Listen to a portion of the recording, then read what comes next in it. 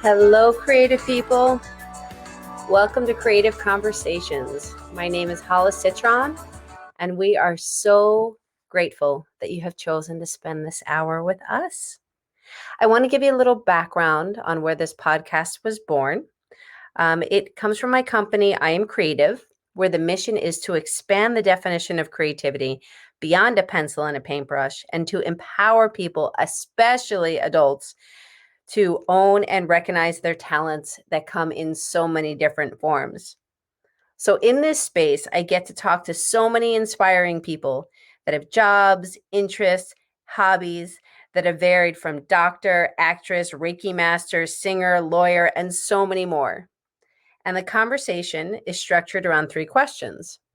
One, how do you define creativity? Two, how do you incorporate it into your life? And three, why do you think that it's important? And then we have a free flowing conversation and we see where it goes from there. So, my inspiring guest for today is Julia Rugo, and I am so excited to talk to her about so many cool things. She is an acoustic, let me say this correctly, sorry. She's an acoustic engineer. She's an energy alignment coach who guides spiritually minded professionals to reclaiming balance and power through yoga and meditation teachings. Her embodiment techniques focus on the energetic self to enhance one's own healing abilities. Cleansing and shifting from the vibrational level leads clients to feel restored, rejuvenated, and radiant in all aspects of their life. So, this is going to be such an incredible conversation. So, Julia, welcome to the space. Hi, Hollis. Thank you so much for having me here. You're welcome. How are you today? I'm doing good. It's a snowy morning and I love the snow, so I'm Did it, it happy. it snows where are you again? I'm on Cape Cod in Massachusetts. Ah, so it snowed last overnight? Yeah, it snowed uh, Monday and Tuesday. And so the snow is actually stuck. It doesn't normally stick around here, but it Mm, did. And nice. so the trees are like lined with snow. It's a sunny day today, so it looks nice outside. It's really pretty. Isn't that pretty when it's so sparkly? Yeah, I love it. The early morning light, I had a class this morning and it was just like, oh, this is why I should get up early. Ah, was it outside or no? No, Yeah, I was actually gonna at say. a studio. Yeah. I was gonna say, wait, Hollis, what did you just say? Almost. Well, my mom just joined. So, mom, meet Julia. Julia is on Cape Cod. So, my I told you before when we spoke how my mom loves Cape Cod. Yes. Yes. Yay. I'm here. So, Julia, would you like to add anything to your bio before we jump in? Um, uh, so I'll just say my background is technically, like you mentioned, in acoustic engineering. So I really like to blend that science of energy and waveforms into working with the body and working with people through the chakra system. Mhm. And yeah, that's really it. You nailed it in all other aspects, but I am a spiritual person and I really like to bring that spirituality and science together so that people can understand it more and know what we're looking at in terms of energy and why it's real. Mhm. Yeah, I cannot wait to dive into this. This is such a rich topic, and so needed. I think it's always been needed, but it seems so relevant now. Absolutely. So I'm going to start with a would you rather question real quick. Okay. So, would you rather have French fries or chocolate cake? Oh. Oh my gosh. So this is funny because my my normal response would be chocolate cake. I'm a sweets person. Okay. But right now, I want french fries. I'm in a salty mood right now. And that, I feel like, is exactly what we're talking about with emotions and changing, and how what is happening really depends on your mood. Mm. Well, perfect lead in without even knowing it.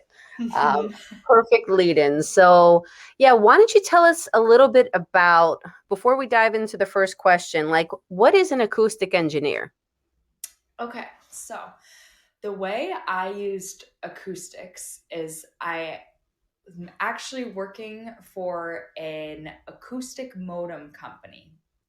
So the way that we send data through the ocean is through acoustics. And acoustics are sound vibrations that you can actually hear. But Hmm. when we break that down, essentially it's like being able to send data through a medium. Like our internet works on RF links. There's cable, wires, there's optics, so through light, and then there's acoustics, which is sound. And Hmm. acoustics are really cool because you can actually hear what's happening. And this is similar to in a sound bath when you're in using crystal bowls. Hmm. For, let's say, we're using crystal bowls in our chakra sound bath. And each chakra, which relates to a part in your body. So the seven primary chakras run from the base of your spine to the crown of your head. And each one relates to a physical thing as well as an emotional thing. So the physicality of you, like your hips in the root chakra, which is the first one at the base of your spine. And then your mental state or well being, which is your feelings of safety, security. In a misbalanced chakra, root chakra, that would be the feelings of fear, insecurity, not feeling safe. And these emotions and this energetic, so the root chakra is like, it has a specific frequency and waveform, and it's specific to each person. But there's also a tone, like a hertz, an amount of a tone that you can actually hear, which is played through the crystal bowl. And when the crystal bowl is played in sound, it actually is tuning your chakra to that sound. Hmm. That's so And cool. yeah. Yeah, so things can shift because your energy is able to pick up and tune in to what I call it's energy alignment. So the energy is in a wave form that you can't see, but in sound you can hear it. And energy alignment is when the waveform of your body coincides with the waveform that is being transmitted. Hmm. Hmm. Okay. So things start to shift and change, and you each person will feel it differently. Different things will come up depending on emotional blockages, mental blockages, simply energy blockages, or freedom, like opening. There might be this big release, like this feeling of something's changed, and it's for the better. It's like this opening and this expansive feeling. Hmm. Hmm. I mean, I can say like in areas like I can feel in my body Mm-hmm. when there's tightness, and when there's sometimes, I mean, we need people like you who can specifically say this is where the blockage is coming from.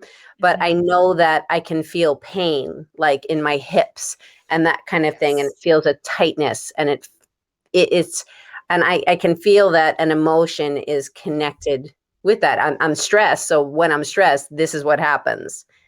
Absolutely. Yep. The body is telling us so much more than we've ever been aware of, because the body is our physical vessel that is showing us where it holds on to everything. It holds on to your stress. If you are stressed, like the hips specifically, are with our sacral and our root chakras. So those are some really emotional places. The sacral specifically is the seat of your emotions, everything you feel.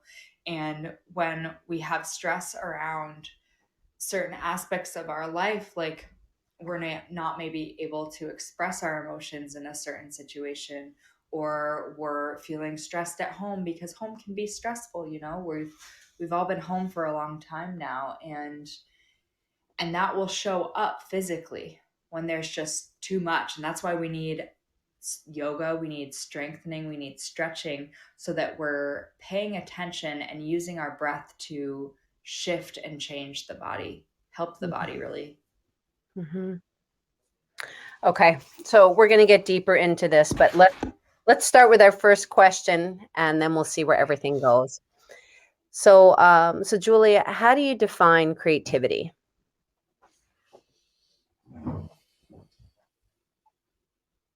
The way I define creativity is an ability to flow. And the way I mean that is, when we're in flow, we have the freedom to create. And I sort of see creativity as a flow, because in order to be fully creative, I think you need space and the ability to trust where you need to go or where you're being led to. Mm-hmm. Mm-hmm. Mm. I love that word, trust. Mm-hmm. Yeah, because it can be a vulnerable space, Mm-hmm. and when you're in that vulnerability, you can. Right now, I'm saying there's probably more, but you can do one of two things. You're being vulnerable, so you can either put your guard up, and you could be like, "Nope, not letting that in," Mm-hmm. or you could be like, "Okay, I'm trusting that this is going to just go someplace, and it's either going to work or not work. I don't know, but I'm just going to be in the moment." Absolutely. Absolutely. And that's what I think that flow is being in the moment with that and Yeah, allowing it. yeah, it's like that. With Abraham Hicks. Um, do you listen to Abraham Hicks? Yes, I do. Yeah, so it's so with Abraham Hicks, it's like that whole idea of, going upstream and downstream. Mm-hmm. So when you're going Absolutely. upstream, you're fighting, and when you're going downstream, you're just like, okay, just like you said with flow, I'm just going with it, Mm-hmm. and we're gonna Let it be. see where this takes us. Mm-hmm. May I ask you a question? Yeah, please. So, which type of creativity shows up in so many different ways? It's like whether we're creating through art or through music or simply a creative solution in life. Hmm. What kind of creativity are you referring to? A specific type of creativity? Nope. I Okay. think it's open ended, and thank you actually for bringing that up, because the whole mission of my company is to empower people to understand that creativity goes beyond just the societal definition of like the visual arts of the drawing and painting.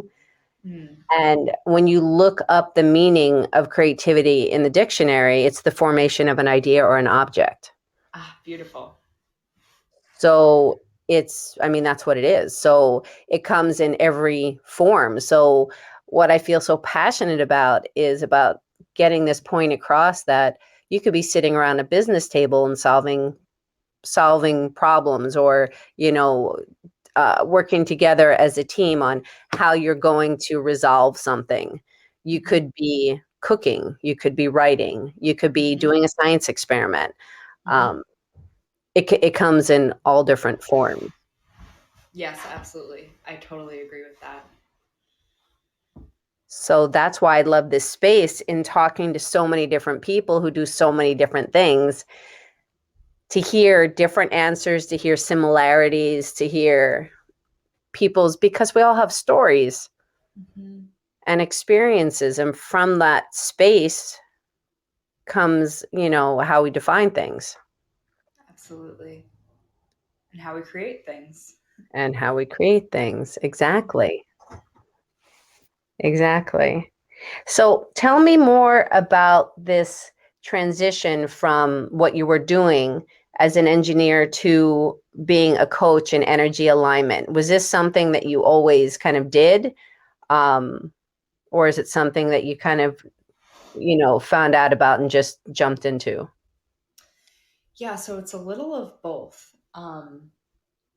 I have had a yoga practice my own self for over 6 years now. And the way I dove into yoga was through energy in the chakra system. It helped me calm my mental illness, which was bipolar at the time, bipolar depression.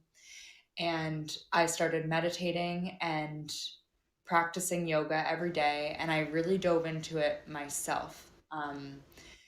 Interestingly enough, I just used books and taught myself pretty much everything. I didn't really go to many classes or have a teacher at the time. It was just me learning and feeling and understanding and witnessing a shift. Hmm. And so the way that impacted my life entirely, like my life completely changed. I was completely self-aware. Finally, I was starting to understand my energy systems and the emotions attached to them and connected to them. And it was kind of like a spiritual awakening for me. um, Technically, when we do energy healing or energy awakening, when we would go even further than healing, um, it starts from the root and goes up to the crown. That's a safe, quote unquote, earthly way to do it. But each person has their own journey. And mine was like, I had been religious. I had been raised as a Catholic, not very strictly, but we did go to church. And I felt a big connection to spirituality in general, to sort of just believing in something else and having faith and turning that faith and that belief into, honestly, opening myself up to what nature is and how the earth is supporting us. And so my crown chakra, which is the chakra that is at the top of your head, and it connects you to the cosmos, so we say, like the divine. Its color is white and it stands for transformation. So I really felt this opening in my crown chakra, and I started to receive a lot of information and realized I was much more connected spiritually than I had ever allowed myself to be before. And through that, I kind of brought the energy down into my body and started healing my chakras from the root up and blending through the heart. So the Hmm. heart is our seat of compassion, and it's the energy center that blends our earthly chakras, which are below the heart, to our spiritual chakras, which are above the heart. And I sort of broke open my own heart and let the two meld together. Wow. And yeah, it was big. Yeah. Yeah. You think? Yeah. It's really cool looking back and talking on it, because it was a process that it's almost like I was just given it. Like it was just what I needed to do, and I didn't even know I was doing it really. But looking back in that self-awareness, like I had such bad depression. My heart was completely closed. I wouldn't let anyone in. And it showed up physically, like my shoulders were hunched over. I had this big wall up. And I needed to open my heart in order to let the energy come through. And by doing that, I started opening my heart more to people, to places, to things. And that's what's really cool about this work, is it's not just one place. It's all of the energy centers. It's all of the energy centers coming together. One day you might feel more in your throat, or you might feel more in your root, but then the next day it's like, oh, it's in the solar plexus. The energy is constantly moving and changing and shifting. Mm-hmm. And basically with that, I I knew I wanted to do teacher training, yoga teacher training, and I didn't even think I was going to be a teacher. I just wanted to know yoga more, more deeply. And once I was in teacher training, I wasn't too, I wasn't feeling fulfilled where I was in my career. Mm-hmm. I started finding that I really loved teaching, and it felt really empowering, and people that were coming to my classes really, really enjoyed and were resonating. And so I started teaching more and more. And now it's like this next evolution where I'm I have so much knowledge and experience with mindfulness and energetic mastery that, and I know the catalyst of transformation that comes from that. So I like holding people in coaching and healing in that way, and teaching about it in this energetic sense, like a new wave of understanding what's happening. Mm-hmm. What's so great is, I mean, you've been through this, so you're teaching from an experiential level. Mm-hmm. So it's not just you saying, oh, and these are the chakras and this is the sacral. And you're speaking from a point of true experience and how it's transformed your life. Yeah, absolutely.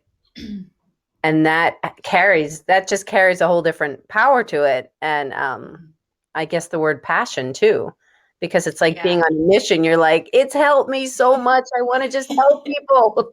Yeah, exactly. It's really cool because I look at my life now, and I don't even mean to do this, but I am so passionate about the chakras and the energy work and everything I've learned from it and seen from it, that I look at my life through the chakras. Like I'll be talking to my friends and I'm like, "Oh, sorry." I realize that I'm seeing through the lens of the chakras constantly, and I'm like, "Okay, so where is my energy misbalanced?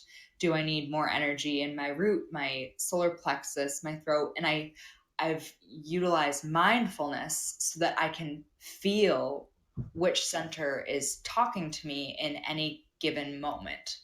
Hmm. And by taking that information in at the time, then I can sort of understand a bigger level of life and the picture and the situation and what I might need to heal or learn from or embrace. Hmm. So with chakras having colors, Mhm. um, do you do you see the color at all? Like when you're feeling into that space, do you see the color? If that makes any sense. Yes, it does. Sometimes I do, and sometimes I don't. When I'm working with a particular person in meditation, or even myself in meditation, I will try to visualize the colors. And I Mhm. do. Like, it's very helpful, and people find it really helpful in visualizing. I find that I'm more of a feeling person than a seeing person. Mhm. So I will call in the color and note the color and place it where it's supposed to be, but I really feel more. Like I might feel tingles or expansion. It tends to be a lot of tingling that I feel. Mhm. So actually, I mean, in saying all of this, going back to what you've done and vibration, so the chakras have a vibration. Do you Yes. actually feel the vibration in your body Mm, when it's that's a in really alignment? good question. When it's in That's alignment, a or is it just kind of equal, like it's like a flat because it's all in alignment? yeah. So I have felt the vibration, and when I say that, it's not like a flat feeling. It's more like you feel it physically. Like you feel like your sit bones are stacked perfectly under your shoulders and your heart is forward and the chin is parallel and everything just feels in flow. And I Mm-hmm. felt it most truly in this kind of synchronistic physical sense. Mm-hmm. The vibration itself, so vibration is constantly moving, right? Mm-hmm. And it's like flowing. So there might be more energy in a certain area at certain times, but it's flowing and it's going to where it needs to be. And Mm-hmm. that's why I do Reiki alignment sessions that are paired with coaching. So in Reiki, we're actually first we tune into the body, the energy body, and we see where which energy centers are lacking or are too open, and then we heal them. So we bring all of the energy back into alignment, and it's amazing because energy Reiki really does this. Like at the end of the session, we do a scan again, and all of the energy centers are back in balance, like source energy and healing energy, and the person's own energetic flow is really a big part of this because I am directing and guiding the energy, but their energy is what's balancing out. So their energy is coming back into alignment and Mm-hmm. coming together. And that vibration, that flow, the thing I like to do with my sessions is extend the healing so that I really believe every single person has the ability to heal themselves. It's just knowing what you're healing and tuning into the guidance of that, knowing the tools and what to do, and trusting yourself, trusting through the pain and seeing further than what feels good, really. I love And that. so, yeah. So, in the healing sessions, I like to bring it further. We discuss what we found energetically, and then there's a practice, or whether that be breathing. I literally had someone told someone they need to dance more the other day, or an asana practice. Asana is a yoga posture Mm-hmm. that will help balance those energies out. So if they might be lacking in the root chakra, for example, I would teach them pelvic floor breathing and have them ground down further into that root so that the everyday doesn't clog up your energy too badly. Instead, you have something that you can hold on to and practice so that you can keep that healing and that flow through with the energies. Mm-hmm. Do you use a pendulum? I do, Oh, yes. hmm, yeah. What I found, I've done Reiki as well. I feel like I need to really study again and really some more.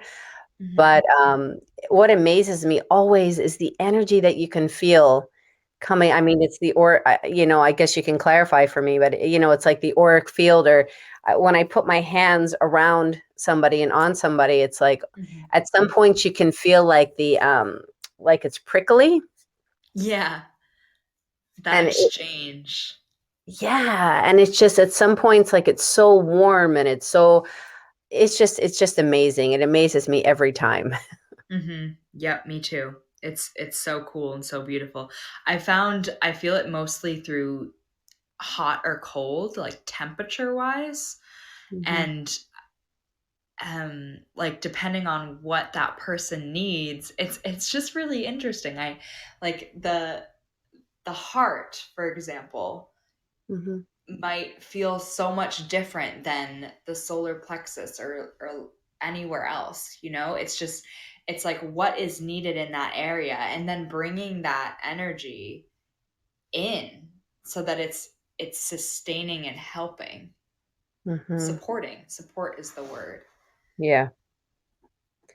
At one point when I had a session, the person like she was actually getting visions. She was actually on my heart center and was getting visions of she's like, I see this man and his skin is really weathered and he's feeling sad, and she, was explaining kind of, she's like, he's on one of those wheels where you kick and you're working with clay, and it's a potter's wheel, which is, I work with clay. And she just went through this, like, I'm just saying it because she went through this story. She's Yeah. like, he feels really sad. She's like, I don't know what it is, whether you work with the material or not. Again, it's just, there needs to be something that you need to do at least one more time to relieve that sadness. Mm. Hmm. Did And it make sense to you? yeah, and all of a sudden I Okay. just started crying. And she said, for some reason, it feels related to your daughter, and I don't know why. And all of a sudden, it was like a gush. Uh-huh. And I didn't know why. I'm like, why am I feeling so sad about this? Like, and on the way home, I had a vision. I was like, oh, I need to make these bowls on the potter's wheel, which I don't usually use. I usually hand build. Uh-huh. And I was like, I need to make these bowls, and they're called love note bowls, and they're about carving messages into the bowls of why you love a person. Oh, that's so beautiful. And so Yep. Yep. I just It's the bring it up. energy speaking. I just bring it up because it was so powerful, and the way she was receiving it was through a complete Hmm. visualization. Yeah, absolutely. Absolutely.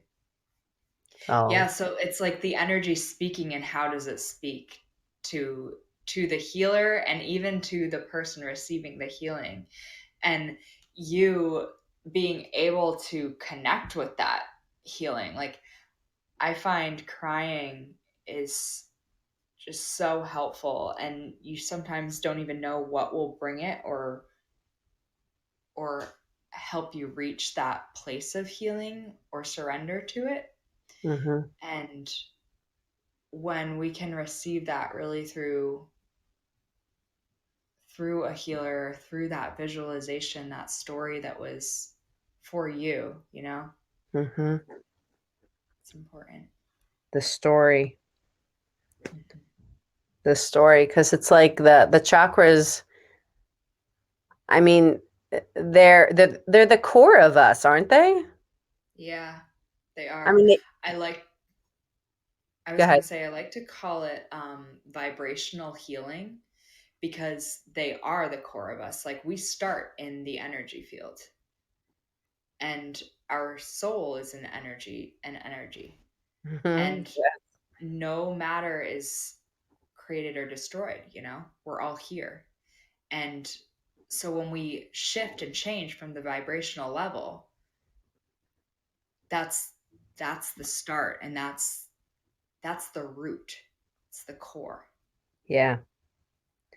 I'm watching, which I saw before, but I'm watching again on Gaia. The movie Heal.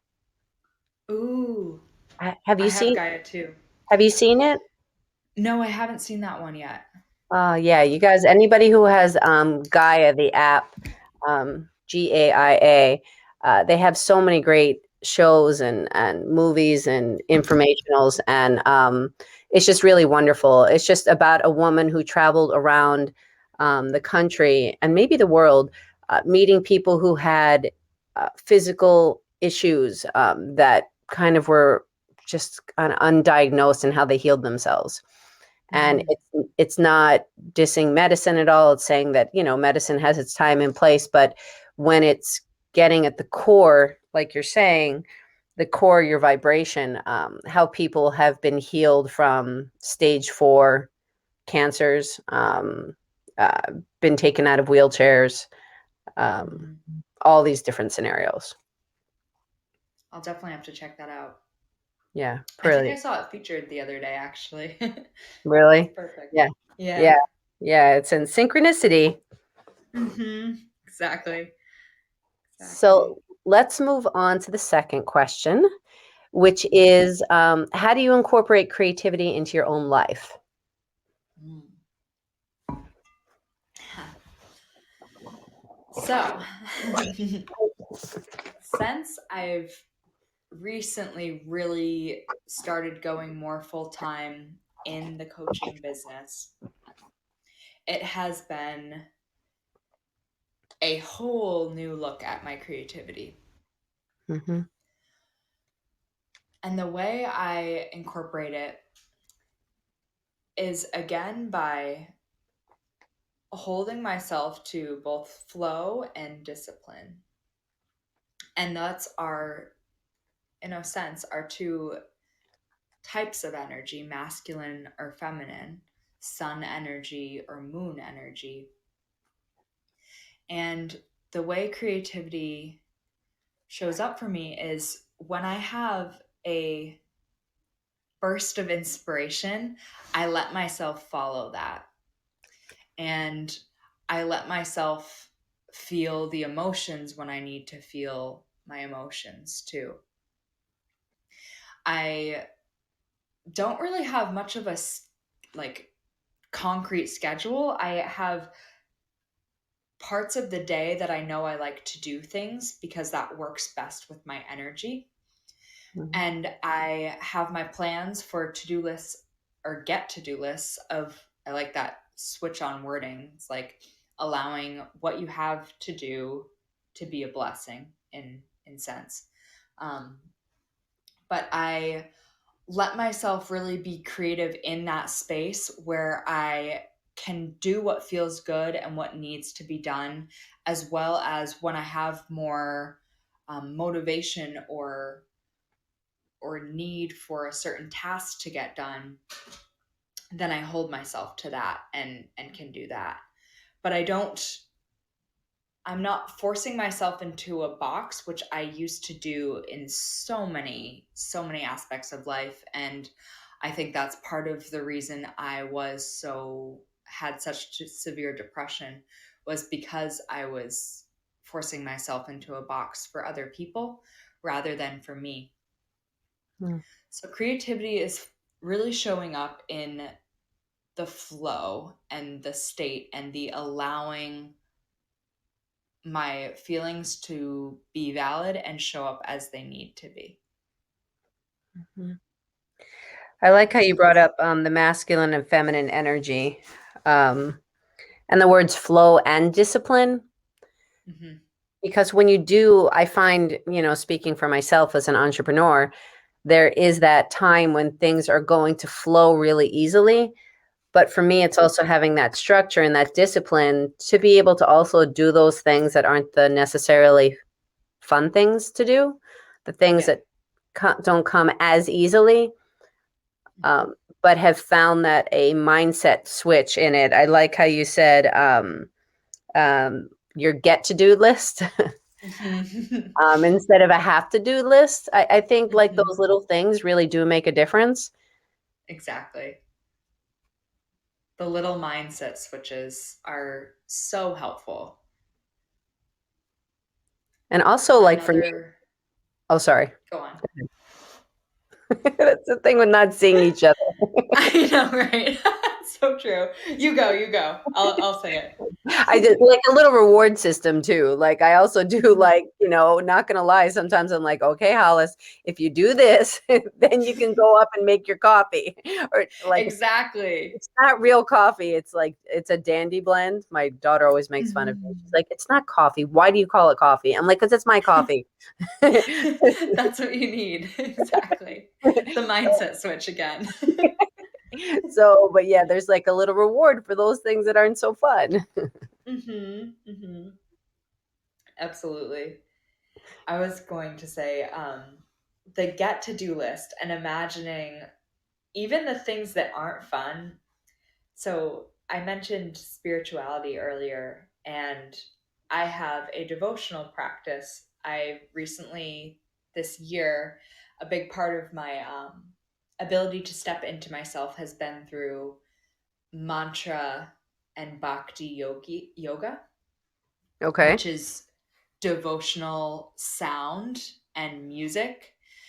And that has really activated my voice, my throat chakra, which was, it's like blending your heart and your throat together, Mm. and that is vibration. Like bringing your heart, your compassion up to your voice so that you can devote yourself to whatever you want to say is bigger. And even if that's simply like the earth, the sky, or what's inside of you, like your own purpose and potential, but devoting yourself to that. And I like to bring this sense of devotion into even my daily chores. Like the fact that you are doing your dishes is a devotion to your self-care and your space. And it's bringing love and happiness to that area. So if we can think that we're doing it for service, like we're doing it as a service to ourselves and our home, then that twists it for me. It changes it from something that's like, oh gosh, I have a ton of dishes to do, to, oh, this is going to make me feel better, and it's an act of service for myself. Mm-hmm. Definitely. Mm-hmm. Definitely. So when you say this devotional practice, so it's not necessarily a meditative where you're sitting, where you're, in a quieter space. It could be an actual moving in Yes, doing it the can be dishes both. or something like that. Yep, exactly. I even think of my devotional practice as sometimes a yoga practice or a movement practice. It's you giving time to your best self and the best space. Bhakti yoga, which is the essence of devotion, it's devotional yoga, does dedicate, it's more of a sitting practice and a singing practice, or chanting practice is really the word, chanting. Mm-hmm. And again, in terms of vibration, we tune into a chant, and that the vibration of that chant, which is a chant that's been spoken thousands of years in ancient times and even now to this day, is you tuning yourself, your energy, into this prayer chant that will hold you to the chant. Mm-hmm. And the way I say that, like, it holds you to the chant because each god or goddess or energy that you're sending out and tapping into is supporting you.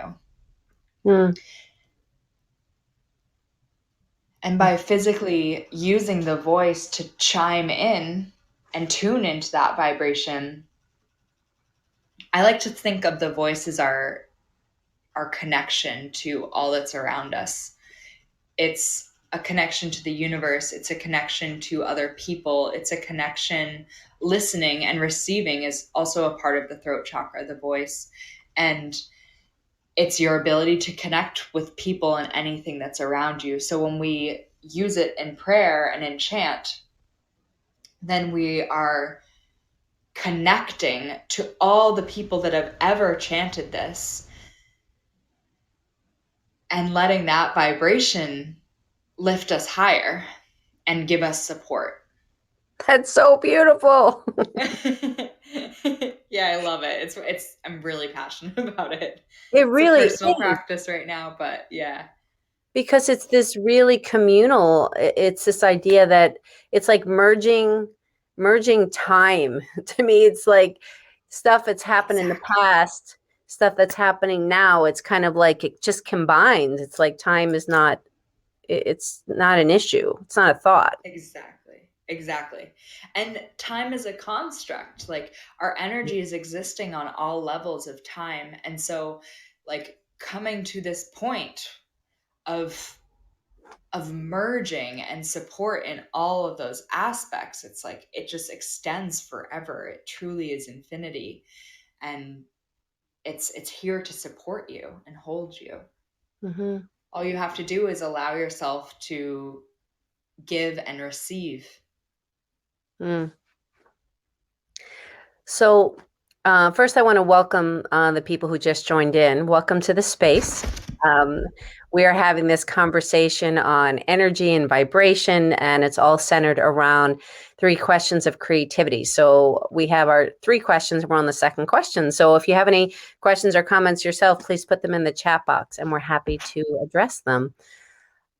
So at one point when you were talking, I kind of had this idea because you were talking about sometimes it's like the heart and the throat chakra combining, and like it kind of varies. And I almost thought of it like a recipe Mhm. where you have like these different ingredients, and sometimes you need a little bit of this and sometimes you need a little bit of that in order Mhm.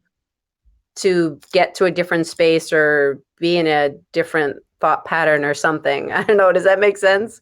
Yes, absolutely. I love that. And it is little pieces of recipe, and that's energy alignment, is because all of the energies are working together to support you.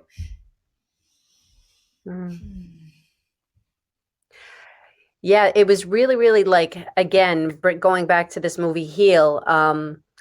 One of the things that Joe, oh, no, no, no, this was Rewired, with Joe Dispenza talking. And Ooh. he was talking about how, because he is a doctor and has all of these, uh, he can access, like, he literally wants to scientifically prove everything about vibration and energy. So he's hooking people up to like brain scans and heart monitors and all this kind of stuff. And they showed these visuals of people's chakras and prior to a 3-day meditation. And it was so cool because it showed where the chakras were and how aligned or not aligned they were. And then Mm. after the 3 days, it showed how it changed. And it Yeah. was such a cool visual. Yeah. It's so beautiful and cool to see those things firsthand.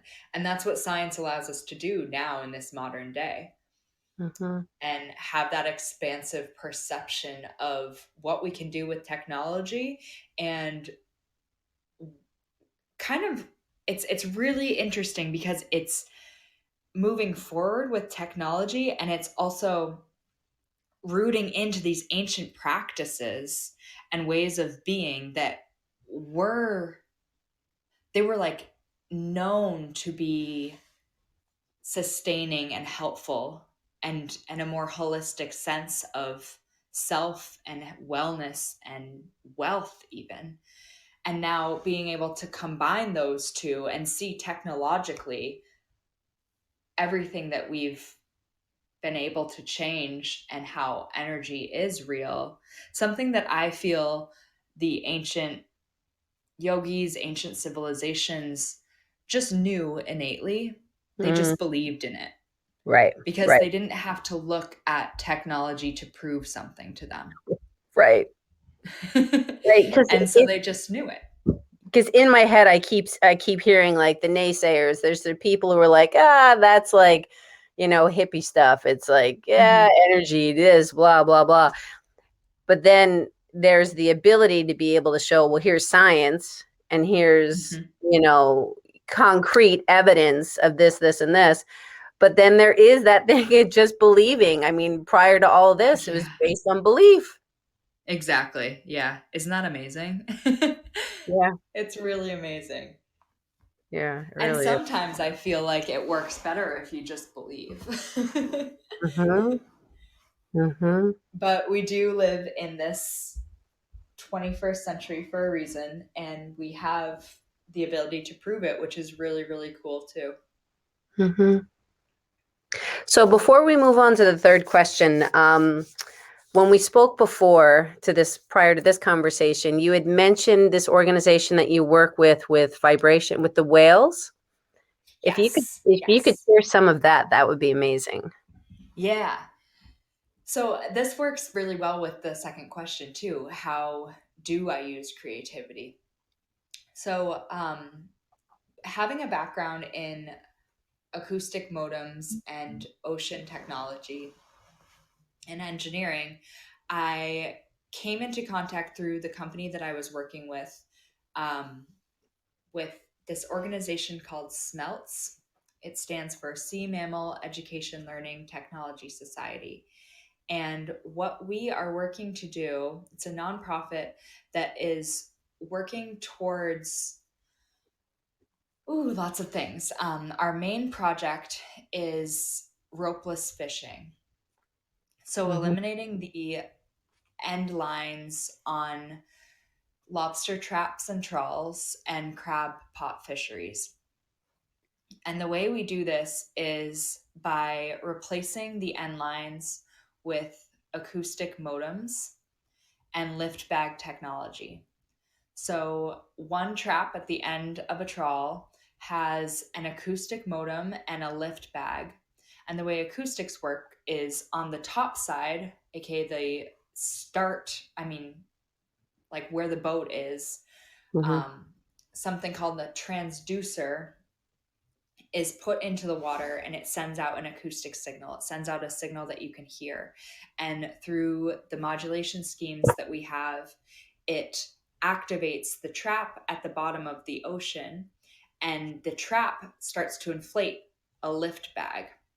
And the lift bag comes all the way up to the top of the water where the fishermen can fish it normally. And this technology has been proven time and time again. I've been working on the project for 3 years through my company, and now about 7 months on just with smelts. And we we've done a lot of tests, a lot of testing in different waters, and the lift bag technology is really, really reliable, as well as acoustic modems. Acoustic modems have been around for um, 50 plus years. Mm-hmm. They've they're really, really reliable and are used in oceanography, science, as well as military use. So they are really robust and reliable. And it's, again, like a revolutionary technology because a lot of times, also, besides just whale entanglements through fisheries, there is ghost gear. So a storm comes and the gear gets lost.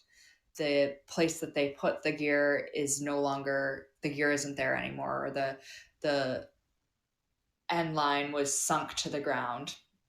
And so that is called ghost gear, which means the gear cannot be found.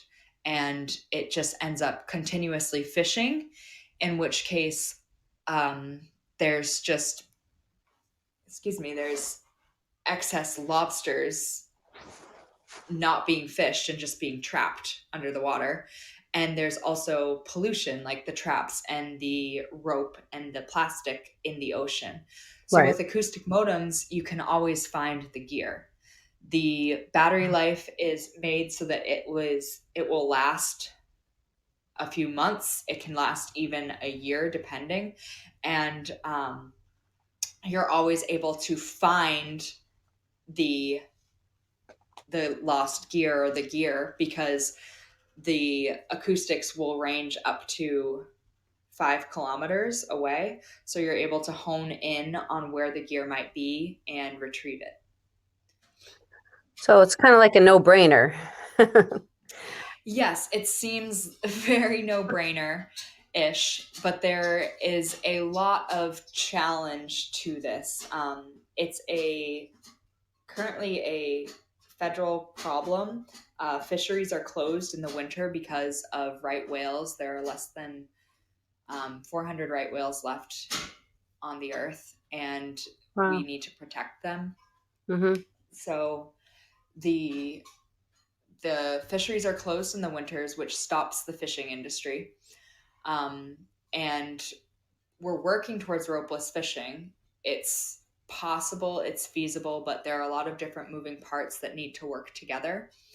And that's one of my favorite parts about this problem is the creative solutions that we've come up with through technology by marrying past technology to new technology and applying it to a whole new industry, fishing, and seeing how regulators, people that regulate the fishing industry, how scientists and gear builders, and how the fishing industry, as well as conservationists, can all work together so that this can be a viable solution that helps the world Hmm. and helps the animals, helps the ocean. So it's a matter of of them wanting to work together and not Yes, and getting working with people their to old work paradigms. together. Yeah. Yeah, exactly. Which Yeah. I'm really proud of our organization. I think we're doing well at working with all sides, Hmm. and that's important. It's really just about getting a solution out there. And that's how I see the new world that we're creating right now uh, working as is people that are working together and supporting all aspects of life so that we can actually save this planet and have a, a strong foundation to build upon I love it. using technology to the way it should be used. Yes, definitely. Okay, so let's move on to the third question, and we're going to wrap it up, and then you'll let people know how they can connect with you. Um, so, why is creativity even important? Creativity is important because, like we said, we need new ideas, we need new ways to live life and be happy in life, be easeful in life, and stop boxing ourselves in or holding ourselves back. Creativity is important because it sparks belief, it sparks change, and it sparks new paradigms. Mm. I think creativity is the energetic force that connects us all in a sense because Mm. we're all creative beings and our creativity is what brings about new things and solutions. Mhm. Creativity is at the base of every solution. Yes, it is. Totally agree. Like we said, it's the formation of an idea or an object, and Mm-hmm. the ability to express ourselves and express it. Everybody has this ability. It's just being open to it and being aware of it. Absolutely. So, and I really love what you said about stop boxing ourselves. That just really resonates highly because it's that whole putting people in categories. Well, there's the artist, and there's the engineer, and there's the doctor, and there's the lawyer. Whereas if we take away the walls, we can understand that, yeah, there's the doctor, but the doctor could have an interest in music, and the doctor could have an Exactly. interest in dancing, and the doctor could be a writer, and the lawyer could be a painter, and the lawyer could be, into science. And like, it doesn't have to be so, it's not taking away from what people do. It's giving them credit for what their main thing is or whatever, Mm-hmm. but not making it so small that Mm-hmm. it's the Exactly. only thing. And allowing those passions to fuel the purpose and Yes. what we're doing, you know? Yes. Allowing passions to fuel purpose. So that is a perfect takeaway before you tell people how to reach out to you. So remember, this is a great way to start the day, or maybe it's evening, wherever you are in this world. Allowing passions to fuel your purpose. Don't think about Mm-hmm. it too much. It's kind of like, things that you're interested in, even if you haven't done it in a while. And even if you give yourself like a minute, just ask yourself, what is it that I really like to do? And don't ignore what comes up. Don't ignore it. Listen to yourself, because yourself knows. We're just so good at 100%. pushing it down. So, on that note, Julia, can you please tell them how they can find you? I am going to put it in the bio of the podcast, but yeah, if you could tell them, that'd be great. Yeah. So I have a website. It is juliarugosa.com. Mhm. Yeah, so I've got lots of good stuff on there, mostly classes and courses. There will be a chakra course coming out soon that will be always available for people to enroll in. And um, another way to excuse me, find me. I don't know what word was trying to come out there, but would be Instagram is a great place. And my handle is Julia Rugosa. I am Julia Rugosa pretty much everywhere, including on Facebook. And that's my business name. Rugosa is a flower a rose, actually, beach rose that grows around here on Cape Cod, where I'm from and where I currently live. And I love the Rugosa rose because it survives no matter the storms or the weather. It's on the beach and it can take it all, but it still blooms. So Love. finding that ability to bloom and follow your passions, work with your energy, lean into vibration, and get to the core of what is. No matter what comes up, just trusting the process and the purpose. I love helping people in this way and discovering that purpose, that process, a great sense of self-discovery and self-understanding comes with energy work and energy alignment. And when you're in alignment, because we are vibrational beings and everything in this world is vibration, the right situations, the right people start coming to you and aligning, and it all starts from inner work inside. Mm. Well, Julia, thank you so much for your time. This has been so great, and I've learned so much. So thank you so much. Same. It's just wonderful. And people who joined us live, so grateful for you. Really do appreciate you taking time. Time is precious. So taking this hour with us, very grateful. This space is all about inspiring each other, connecting and sharing stories. So please like, follow, and share so we can get the word out and just be connected. That's what this is all about, is about connection, really. Absolutely. So Well, thank thank you, you everyone. so much. I'm so honored. You're So so honored to welcome. be here. You're so welcome, and really thank you. So everybody have a good day, evening, wherever you are in the world, and we'll be chatting again with you soon. Okay, bye. Great. Thank you. Bye. Bye.